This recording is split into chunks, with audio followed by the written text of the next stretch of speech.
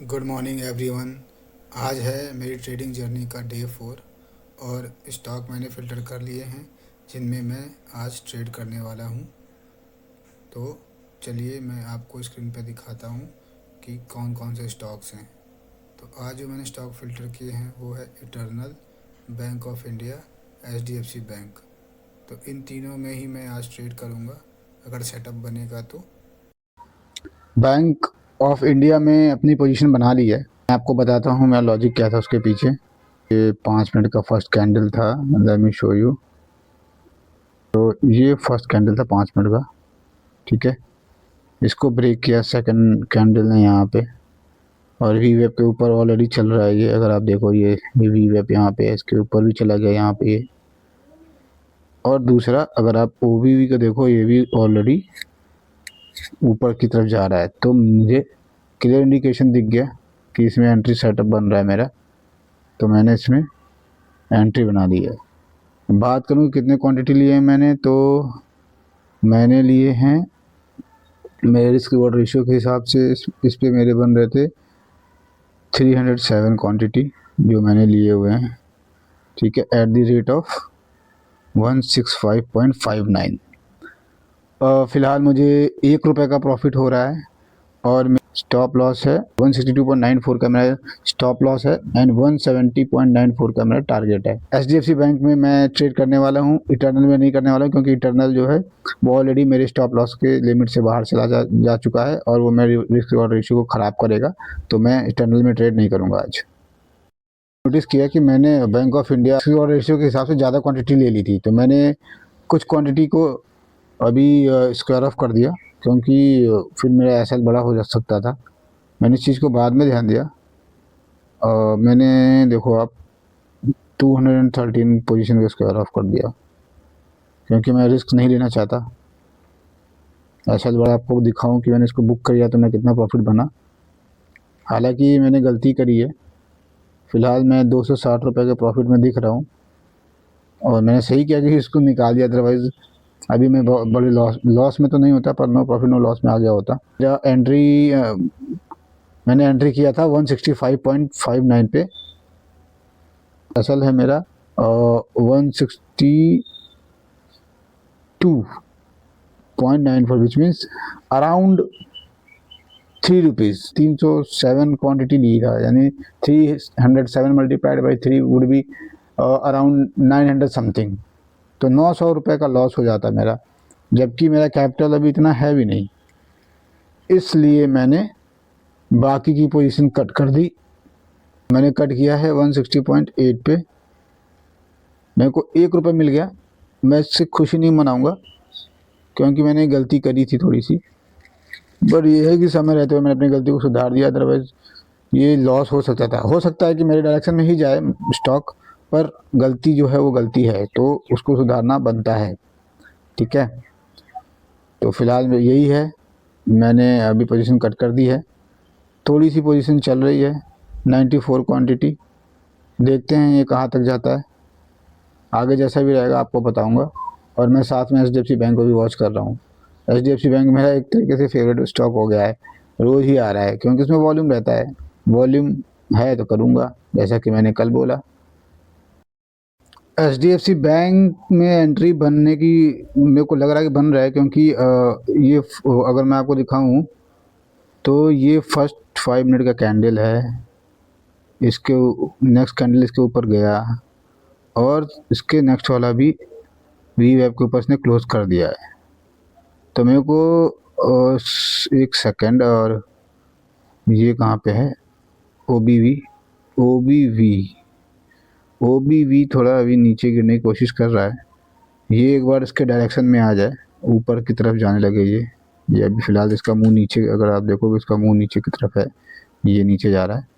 ये एक बार ऊपर की तरफ मुंह कर ले तो फिर मैं एंट्री बनाऊंगा एचडीएफसी बैंक में, और वी वेब के ऊपर रहे, दोनों ही सिंक हो जाएं, क्योंकि बैंक निफ्टी तो बहुत भाग रहा है आज। बैंक निफ्टी 700 पॉइंट्स के आसपास भाग चुका है।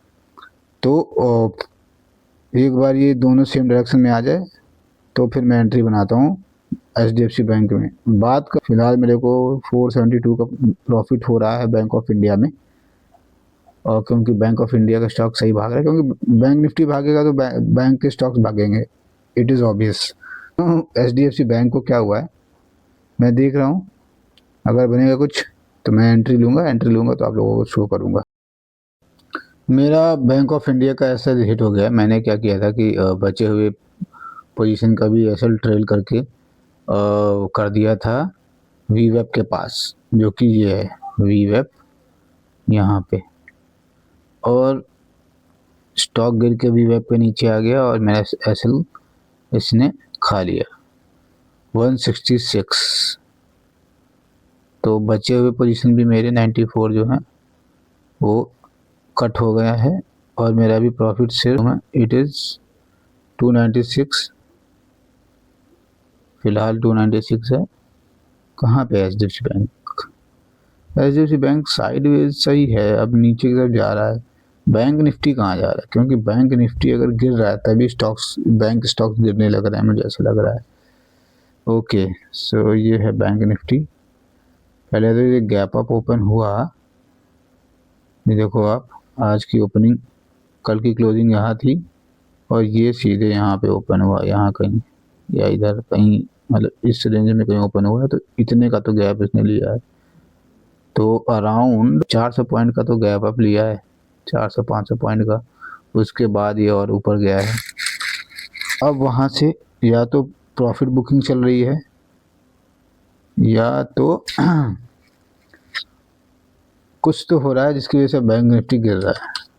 तो बैंक निफ्टी गिरेगा तो बैंक के स्टॉक्स गिरेंगे, जिसकी वजह से मैंने जो बैंक ऑफ इंडिया बाय किया था वो मेरा स्टॉप लॉस खा गया। HDFC बैंक भी गिर रहा है। तो अब मैं इंतज़ार करूँगा, अगर ये कैंडल वीवैप के नीचे क्लोज हो जाता है और इसके नीचे जाता है, फिर मैं HDFC बैंक में सेलिंग करूँगा, क्योंकि OBV भी अब नीचे की तरफ ही मूव हो रहा है। अगर आप देखो तो ये नीचे की तरफ इसका मूव जा रहा है। तो लेट्स सी क्या होता है। अगर बनता है तो मैं सेल करूँगा HDFC बैंक, क्योंकि सेलिंग प्रेशर आ गया है मार्केट में। तो सेलिंग प्रेशर आ गया है तो फिर सेल करेंगे, जैसा मार्केट का मूड वैसा हम काम करेंगे। मैंने HDFC बैंक में 54 क्वांटिटी सेल करा है, तो मुझे ऐसा लग रहा है कि यहाँ तक तो आएगा ये, तो मैं यहाँ का एसएल लेके और यहाँ तक के टारगेट के लिए HDFC बैंक में एंट्री बनाई है मैंने। एसएल क्या है मेरा 927, टारगेट मेरा है 911.35 है मेरा टारगेट। मैं एसएल ट्रेल कर लूँगा। मुश्किल है 911 जाने में, क्योंकि कल यहाँ पे मार्केट ने स्पेंड किया था, तो यहाँ पे टाइम स्पेंड किया था, तो इसको HDFC बैंक के लिए टफ रहेगा इस पर्टिकुलर एरिया को जल्दी से निकालना, और निकाल गया फिर तो और लंबा फॉल करेगा। फिर कहाँ तक फॉल कर सकता है ये भी हम देख लेते हैं। ओके, ये 1 घंटे का टाइम फ्रेम है। अगर इस एरिया को निकाल देता है ये, फिर नीचे मेरे को कहीं कुछ भी सपोर्ट नहीं दिख रहा है। इधर देखो आप, इसके बाद इसको हम और लंबे टाइम फ्रेम में अगर देखें, 1 घंटे से ज़्यादा टाइम फ्रेम में देखें, 3 घंटे का देखते हैं। 3 घंटे में है यहाँ पे थोड़ा सा सपोर्ट, ये यहाँ पे है, कितना है, लाइन दिख रही है आपको, ये वाली धुंधली सी लाइन जा रही है, देखो। हाँ, तो ये 920 के आसपास जो सपोर्ट है ना, ये टूटा तो जग छूटा, क्योंकि कुछ नहीं है फिर इधर। नहीं, अभी कितने वीक के लो पे चल रहा है ये। लास्ट ईयर अप्रैल में यहाँ पे आया था, लास्ट ईयर अप्रैल में, तो वापस यहीं पे आ गया ये। देखते हैं क्या होता है। पोजीशन मैंने बना ली है, और जैसा रहेगा मैं आप लोगों को अपडेट देता रहूँगा।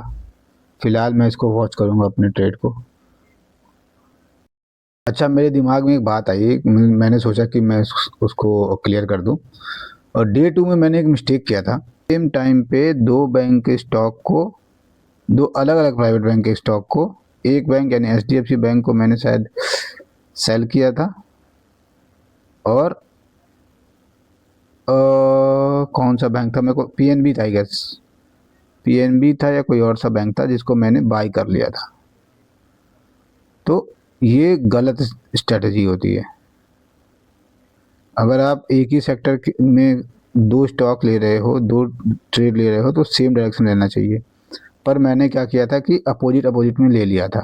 ठीक है, आज भी मैंने यही किया है। पर अगर आप नोटिस करोगे, मैंने जब एक बैंक ऑफ इंडिया को बाय किया था, उस टाइम पे मेरा दूसरा वाला ट्रेड एक्टिव नहीं था, HDFC बैंक एक्टिव नहीं था। HDFC बैंक को तब मैं वॉच कर रहा था। और जब मेरा bank of India square up हो गया और मार्केट कंडीशन चेंज हो गई, तब मैंने जाके HDFC बैंक को सेल किया है। तो आज और 2 वाले में डिफरेंस है, पर मैं चाहता था कि इसको मैं क्लियर कर दूं, तो मैंने एक्सप्लेन कर दिया इसको, क्योंकि गलती मैं नहीं कर रहा हूं।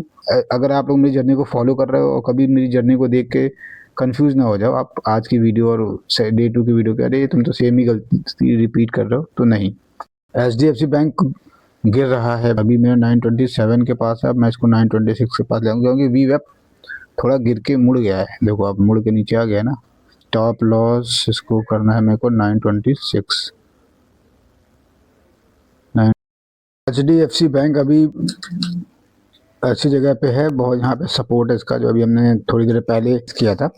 तो एनालिसिस करके हमें यही समझ आया था कि यहाँ पे इसका सपोर्ट है। देखो आप, तो ये सपोर्ट बहुत ही क्रिटिकल सपोर्ट है। यहाँ से गिरा तो फिर गिरा और मैं बाइंग प्राइस है मेरा 923 रुपये 35 पैसे।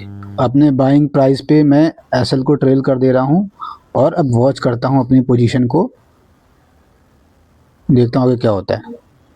HDFC बैंक में मुझे 450 रुपये का प्रॉफिट हो रहा है।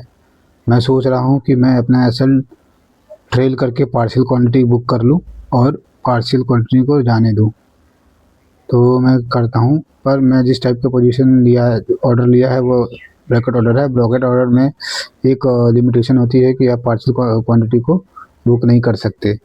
तो अब मुझे अपने एसएल को या तो ट्रेल करना होगा, या तो फिर मेरे को अपनी पूरी क्वांटिटी को बुक करना पड़ेगा। मैं सोच रहा हूँ कि अपनी पूरी क्वांटिटी को यहीं पे बुक कर लेता हूँ, क्योंकि मेरे को अपने रिस्क रिवॉर्ड रेशियो के हिसाब से ठीक ठाक पैसा मिल गया है, और मैं पार्शियल क्वांटिटी बुक नहीं कर सकता, जो कि इस ऑर्डर की लिमिटेशन है। तो मैं अब कर लूँगा अपने पोजीशन को स्क्वायर ऑफ,